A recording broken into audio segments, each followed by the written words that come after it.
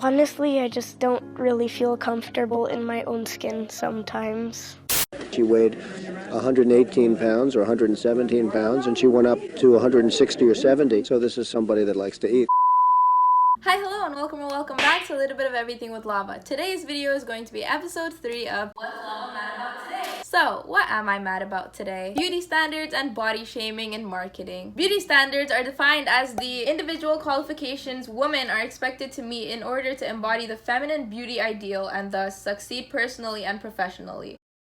Now, obviously, beauty is subjective and everyone has their own definition of what beauty is. But sexism, racism, colorism, classism, ableism, ageism, and gender norms are what today's beauty standards are built on. Racism being the most common one. We've been known for celebrating whiteness or just being white in general. In fact, if you go back and look at the work of some early racial theorists, they defined the category of white or Caucasian as being the most beautiful of the races, which is just racist, but okay. Part 1. Where do insecurities come from? If I asked you what your biggest insecurity is, what would you say? Your acne, wrinkles, stretch marks, eye bags, your weight? Now, when did you develop this insecurity? Oftentimes, the message that these things are ugly were just put into your brain. Studies show that a 6-month-old child is able to recognize corporate logos, meaning ads play a huge role in how you see things from a very young age. TV ads for skin lightening creams, which are the most problematic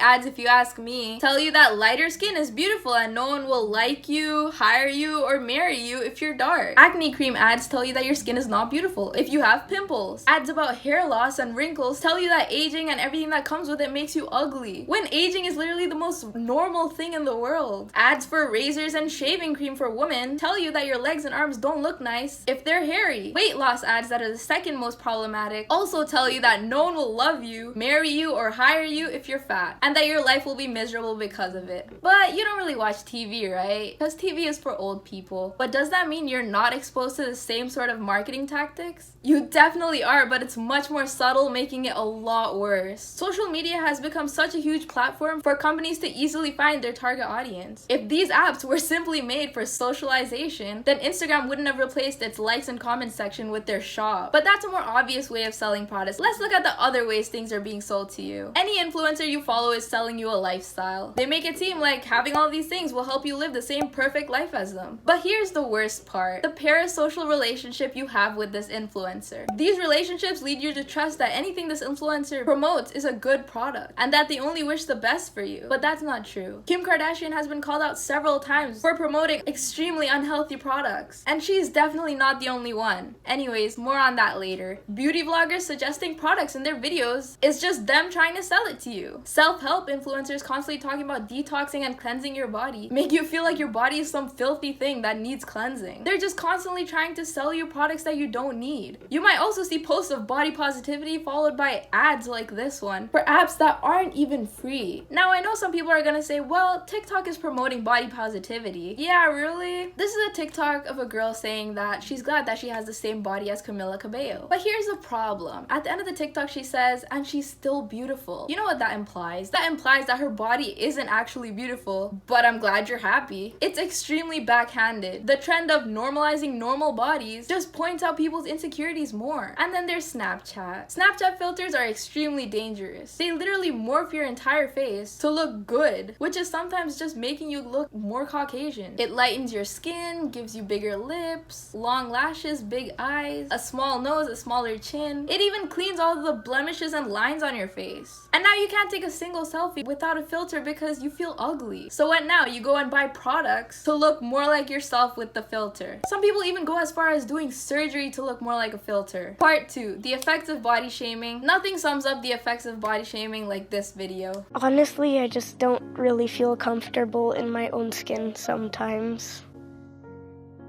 I just don't look in the mirror often and just call it a day. If I do, then I'll just think of how I want to be.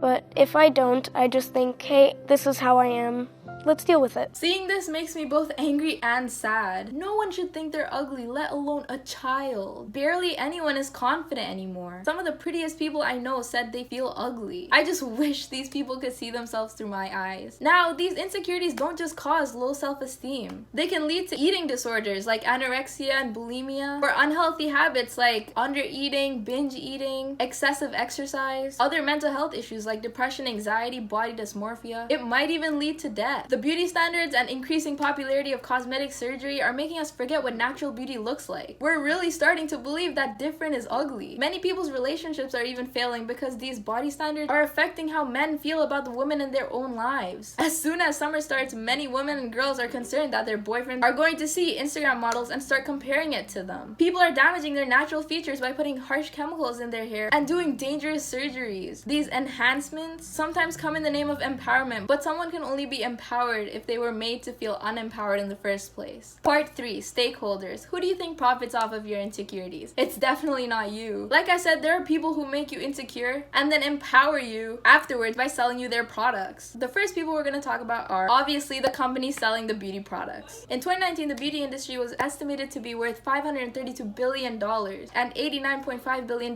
just in the US. Companies in the beauty industry know how to manipulate you. When talking about his marketing approach, the creator of L'Oreal said, "Tell people they're disgusting, they don't smell good, and they're not attractive." Just, subtly. Psychological manipulation is the foundation upon which beauty marketing is built. This method isn't only ideal for selling products, it's also ideal for maintaining the patriarchy. So there you have it. They make you feel all of these horrible things just so they can make money off of you. Now let's talk about influencers. Influencer marketing is now becoming one of the main ways to sell products. Influencers make a significant portion of their income from sponsorships and brand deals, but the problem is most of the time the influencers don't even use the products that they're promoting. They love to pretend like they got their perfect body and face from products that you can afford, when in reality they have personal trainers, meal planners, stylists, makeup artists, and most importantly, plastic surgeons. And then you go and buy these products, hoping you would look like these influencers, but you won't. So then you realize none of the products work and might even start to consider plastic surgery yourself. The difference though between them and the people you see on TV is that these people have a connection with you and can make you feel things. They can make you feel like they're a regular person just like you who has the same insecurities and body image issues as you. I'm not saying influencers can't be insecure, but they're literally setting the standard and then complaining about it. Lastly, we're gonna talk about cosmetic surgery. In 2019, the market size of the cosmetics industry in South Korea was estimated to be worth 10.11 trillion South Korean won. Converted to Canadian dollars, that's $11,023,185,750. That's a lot of money. Koreans are known for having such unrealistic beauty standards placed onto them. We even had some K-pop stars come out with their stories. But it's not just for celebrities. Even within my friend group or family, I know so many people that are constantly like, I'm gonna get plastic surgery for this or for that. Some people even get addicted to surgeries. The more you try to fix things, the more you'll find flaws within yourself. Cosmetic surgery is becoming more and more popular, and even though people have come out with the dangers of these procedures, the clinics continue to put unsafe practices into place and people still pay for them. The main thing that the things I just listed have in common is that all they care for is money, not who is seeing the ads, how it's making them feel, or how it's negatively affecting other people. They will literally promote unhealthy appetite suppressants to children. Your insecurities are making these people millions, billions, and even trillions of dollars. You will never fit a trend. You have a nice face and a nice butt? Well, your ribcage is too wide. So what are you gonna do now? Our bodies are not a trend, and you are not meant to look like everyone else. The sad thing is that we already know most of these things, but we still give in because you want to fit in. Part 4. How do we solve this problem? Now that we're in 2021 and brands are getting cancelled left and right, they're more conscious of how they market their products. The skin lightening cream Fair & Lovely was changed to Glow & Lovely after several petitions were made. Do I think it's all good now that they changed one word? No. But at least it's a step forward. Victoria's Secret is now being criticized for having an outdated definition of sexy. They're even abandoning their angels. There's also more inclusivity in certain ads. You're able to see people of different colors and sizes. Non-inclusive brands like Brandy Melville that only make clothes for skinny white girls are now being called out. Now let's look at what you can do. Stop promoting beach bodies. Every body is a beach body. Bikinis are meant to fit you, not the other way around. Stop assuming that bigger people are unhealthy. I see a lot of comments in posts of bigger people like, oh, you're gonna die soon. Stop promoting unhealthy lifestyles. You know what's unhealthy? Starving yourself, or only eating green leaves and exercising 3 times a day. So stop measuring health based on someone's physical appearance. Stop telling bigger people they're confident for being themselves. It's such a backhanded compliment. Like, oh, if I were you, I wouldn't do that, but good for you. If your husband or wife is telling you that if you don't lose weight, they're gonna go cheat on you, lose them instead. That's like 80 kilograms right there. Stop using the phrase, it's not what's on the outside, it's what's on the inside, as a compliment. That's literally calling someone ugly and saying it's okay because they're a good person. If you're a 40-year-old man named Richard, or anyone else to be honest, stop commenting on 20-year-old girls' posts asking if they're pregnant. Now you got that girl thinking she's fat, and imagine how girls that are bigger than her would feel. Stop commenting on people's weight. Stop pointing out people's acne. Stop pointing out people's stretch marks and cellulite. Stop pointing out anything except when someone has something hanging from their nose or spinach in their teeth. I guess you can tell them to go clean up. But anyways, did you notice how I didn't say stop pointing out people's flaws? Because these things are not flaws. No part of you is a flaw. This is what real people look like. The NPR article I read said, a profound way to decolonize your beauty routine would be to have none, and simply say, my body and face are valuable and beautiful without modification. Now, I don't completely agree with that. I'm not saying stop buying makeup or certain creams and products, but before you do next time, ask yourself why. Do you want it because you enjoy using it and genuinely like the product? Or are you using it to fix something that doesn't need fixing? You should never get to a point where you feel like you can't go outside without using a certain product. Let's make sure these companies can no longer profit off of our insecurities. Lastly, before buying a product, think about the way it was marketed and how it made you feel. And that brings me to the end of my video. Make sure you like and subscribe, and I'll see you next Sunday at 12 in another episode of A Little Bit of Everything with Lava. Bye!